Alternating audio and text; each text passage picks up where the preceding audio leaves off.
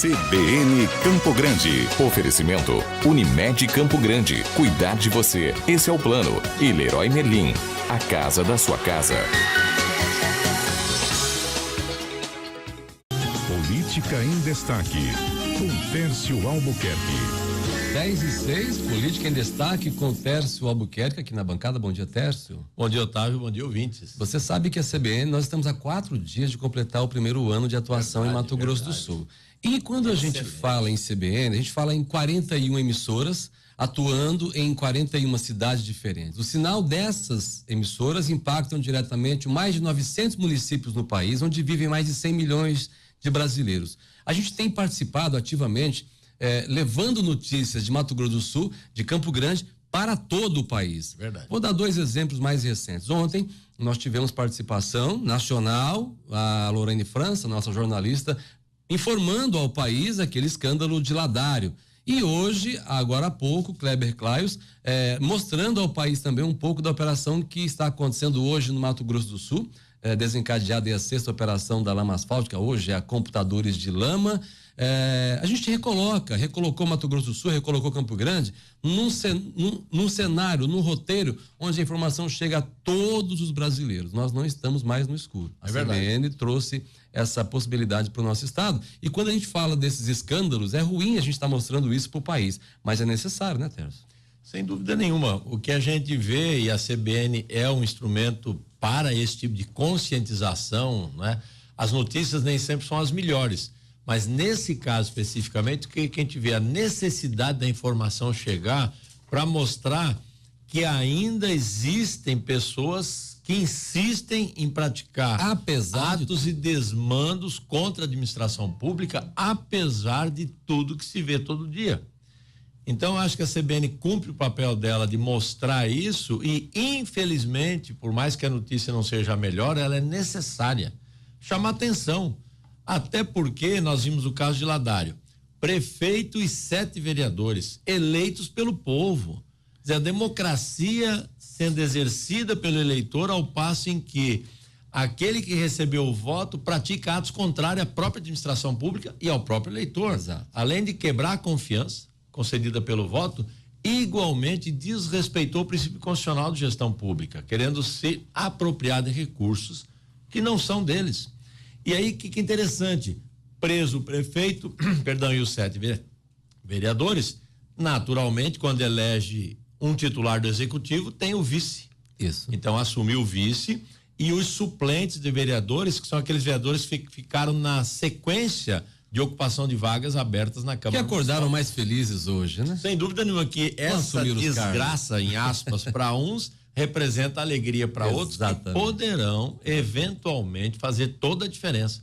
Nós vimos o discurso do vice-prefeito, agora prefeito, que assumiu, dizendo da tristeza dele do que aconteceu com um colega de partido. Sim, caminharam juntos nas eleições. Exatamente. Então essa é uma situação que vai mostrando que o Brasil continua andando. E dentro desse contexto, nós temos esse desdobramento dessa sequência da lama asfáltica. Computadores de lama hoje, Computadores de lama. 4 presos. 4 presos e muitos documentos apreendidos. Não são 4 presos, são mais 4. Mais 4. Né? E é interessante lembrar que esse desdobramento já mantém na cadeia ou em centros apropriados de retenção de pessoas ex-secretários de Estado, ex-governadores de Estado, empresários, né? E o que é impressionante, não para o processo de deterioração do poder público, da coisa pública, segue como se nada acontecesse. Eu não sei se é falta de vergonha mesmo dessas pessoas contra a questão de dinheiro público ou é o discreto. Agora, esse recolhimento de mais gente, como aconteceu hoje, serve de exemplo do que há que se ter uma recondução de conduta pública à frente do poder público estadual, federal, municipal, que não está escapando nada. E nós vimos hoje que vários órgãos públicos receberam visita da Receita Federal, da Polícia Federal, da Controladoria Geral. Sim, a responsabilidade. Aliás, os órgãos de controle têm um significado importantíssimo para a nação brasileira.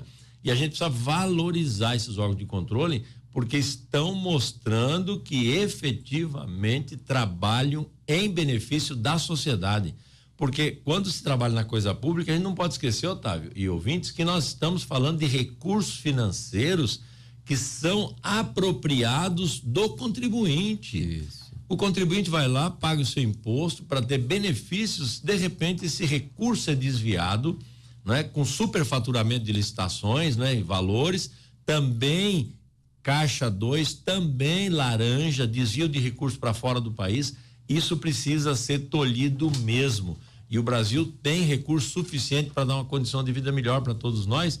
E esses desvios de recursos através do desvio de conduta é um prejuízo sem precedente para a nação brasileira como um todo, né? Que continue sendo fortalecido e que essas atuações, essas operações continuem acontecendo enquanto houver necessidade. Sem dúvida nenhuma. E agora a previsão, né, com o Moro lá no Ministério da Justiça em Brasília, é que vai intensificar, porque ele já conseguiu uma força-tarefa, ele vai comandar a Polícia Federal, e ele já vai conseguir uma força-tarefa focada, experiente neste ramo de repasse de recursos para fora do país e recuperação de recursos também, e também acompanhamento anticorrupção.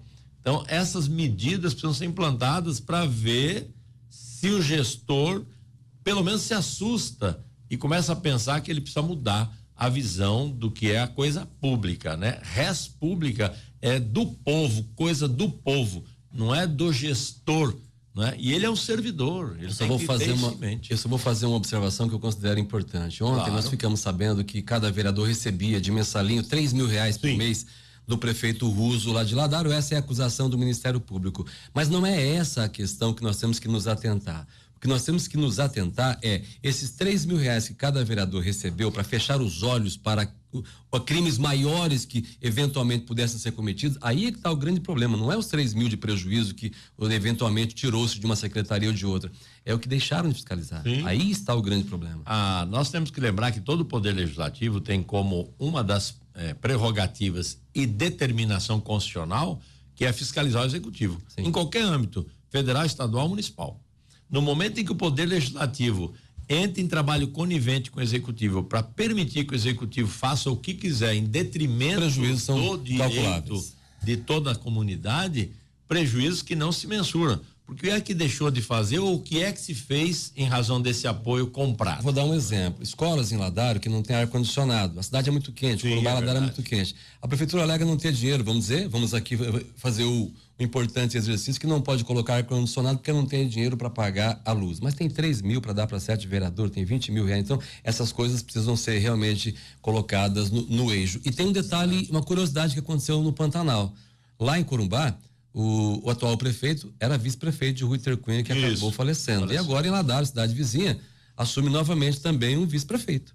Isso é importante lembrar e chamar a atenção de todos que nos ouvem, né? E da gente mesmo.